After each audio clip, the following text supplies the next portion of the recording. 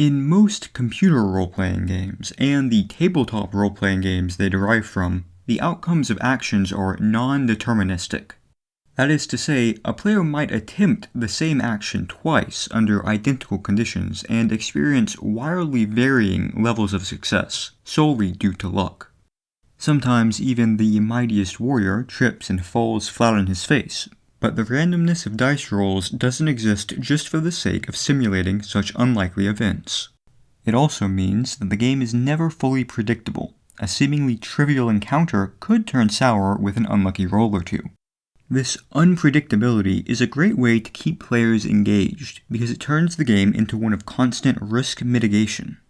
When the risk of bad outcomes is sufficiently high, strategies become multi-layered out of necessity. Every step of the plan needs at least one fallback because it could fail. This alone is enough to make compelling gameplay and serves as a good explanation for why randomness is an important game design tool, even outside of role-playing games. But the full strength of randomness in CRPGs only appears in light of another aspect of gameplay: resource management. If players only cared about the outcome of a single roll, or even a single encounter, weaker abilities would never be used.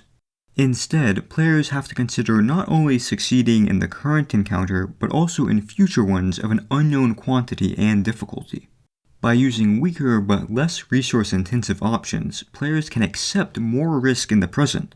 In doing so, the overall risk of failure can be lowered, because players still have their strongest but most limited abilities available when the situation truly calls for them. This management of short and long-term risk is a key component in the allure of dungeoneering. Weak threats still need to be treated seriously because their cumulative drain on resources can end in disaster. But without this combination of unpredictable outcomes and resource management, they would just be time-wasting filler. Since at least the release of Fallout in 1997, the vast majority of CRPGs have used a manual save system, allowing players to save and reload at any time or place, with the common exception of not being able to save in combat. The ubiquity of this system in CRPGs likely stems from its obvious advantages. It's easy to understand and use, allows players to conveniently stop and resume play sessions, and doesn't constrain level design like a checkpoint system does. Despite all this, I contend that such a save-anywhere system is a terrible choice for most CRPGs, one that largely goes unnoticed, but has a massively negative impact on the way these games are played.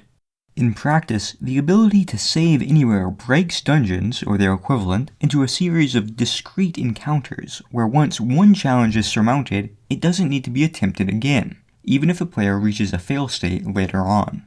At first, this might not sound so bad. It can prevent frustration at having to repeat long sections of gameplay just to get another shot at the hard part, but this promise of permanent progression carries with it some unintended consequences. Perhaps the clearest of these consequences is the way it changes players' assessments of short-term risks. When the penalty for failure is, at most, getting to retry the same encounter again, players will correctly assess that the situation is less risky than if the penalty was more severe. As a result, players will be willing to engage in far riskier behavior themselves. This might seem like a good thing. Players can experiment more without being punished for doing so. But in reality, the riskiest strategies in these games also tend to be the least interesting.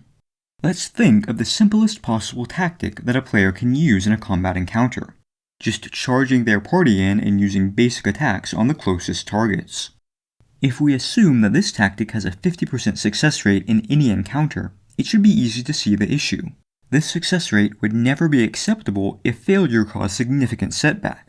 In a dungeon with more than a few combat encounters, clearing the entire dungeon by only utilizing this tactic would become nearly impossible.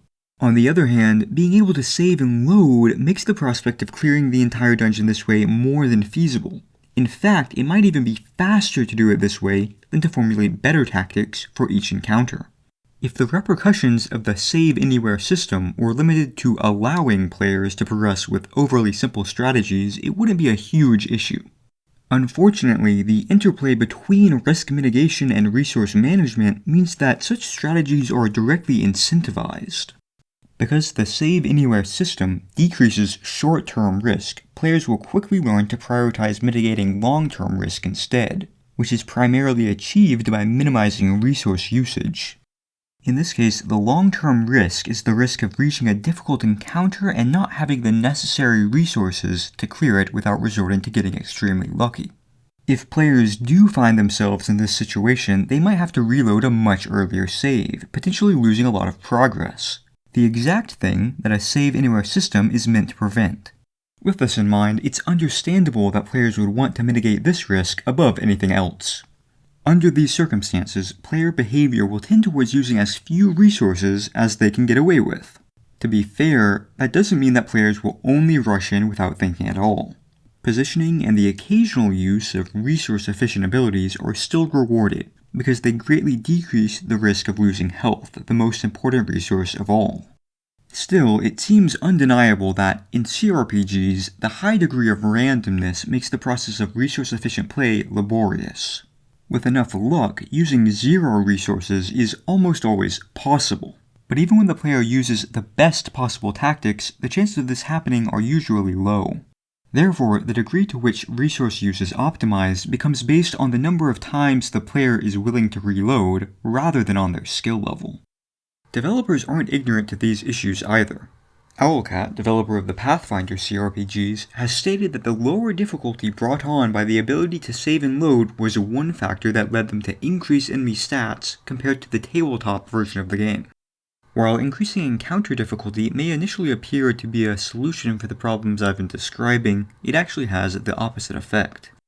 As encounter difficulty increases, it is true that players will have to use more resources to have a decent chance of succeeding, which in turn leads to more interesting gameplay. However, higher difficulty also increases the long-term risk of an encounter being so difficult that the player needs to load an earlier save. In fact, the penalty for doing so would be worse as well, because replaying any given part of the game will take longer when the difficulty is higher. This results in players being even more incentivized to conserve resources by retrying encounters, because the punishment for running out of resources is harsher. Of course, this isn't me calling for a general decrease in difficulty either. Doing so would stop players from feeling like they need to play hyper-efficiently, but only because the whole game is a cakewalk anyways. Even if adjusting difficulty is a dead end, that isn't the only method developers could employ to try and solve this problem. By making all class abilities have uses per encounter instead of per rest, Pillars of Eternity 2 was able to partially counter it. Except for consumable items, this system essentially eliminates long-term resource management, meaning that there isn't a reason to use overly risky, luck-dependent tactics only to save resources. An alternate solution would be to minimize the random elements which are so pervasive in CRPGs. In doing so, encounters would become more puzzle-like. Optimizing resource use would still be the goal, but players would no longer need luck to achieve the best outcomes. Although removing risk mitigation or resource management would avoid the pitfalls of the Save Anywhere system, I don't see either of these methods as being a satisfying answer. That isn't to say that good games can't be made by cutting one of these elements, but the combination of the two creates a unique form of gameplay, which seems perfectly suited for dungeon crawling experiences. CRPGs don't focus exclusively on exploring dungeons and fighting enemies, but it is a core component of most games in the genre, so doing this well should be a priority. Furthermore, everything here also applies to many other parts of CRPGs. If the player is expected to reload when they lose a combat encounter due to unlucky rolls, why shouldn't they also reload when they fail a lockpicking attempt due to an unlucky roll? Fundamentally, there isn't much of a difference between these two, but even modern CRPGs push players to waste time reloading just so they can win a skill or dialogue check. If these checks weren't so easily retried, they would hold genuine risk and feel that much more meaningful.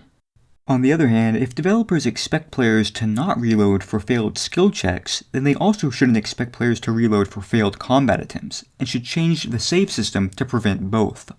If anyone is still skeptical that a game's save system could have such a major role in how it's played, there's another genre we can look to for evidence: roguelikes. These games also tend to be all about dungeoneering, and many have a similar combination of risk and resource gameplay, which should be no surprise given their shared origins. Just think of what including a save and load anywhere system would do to roguelike games. Despite the gameplay technically being the same, player behavior would become radically altered. The permadeath that the entire genre is defined by is nothing more than an explanation for the player's inability to reload. A save anywhere system gives the player a high degree of freedom in when they save and load, which might raise another objection to my argument. If I think that retrying fights to optimize resource usage is unenjoyable, doing so is optional. If I wanted, I could only save when the party rests, or is in a safe zone, or some other set of conditions which I believe would lead to the best experience. Although this is true, it has to be considered that the developers can only balance and design the game around one pattern of saving. With a save anywhere system, having encounters that are practically guaranteed to wipe the player's party on the first attempt is okay, since only a small amount of time is lost. But having such initially unfair encounters without proper warning or build-up wouldn't be acceptable if the save system was less forgiving. If a game has a save anywhere system, it's a good indication that it was balanced with that system in mind, and that the developers expect players to use that system as a crutch against other issues with game balance. Although the ability to save and load anywhere has been strongly associated with CRPGs for over 2 decades, developers seem to have become cognizant of the intrinsic conflict between this save system and the core gameplay of most games in the genre. While players might initially be resistant to using a more prohibitive save system, a game which was carefully balanced around it would ultimately be far less frustrating. Finally, if the intention is to replicate the feeling of adventure that tabletop RPGs can create, then preserving their blend of risk and resource management is only possible when failure has consequence.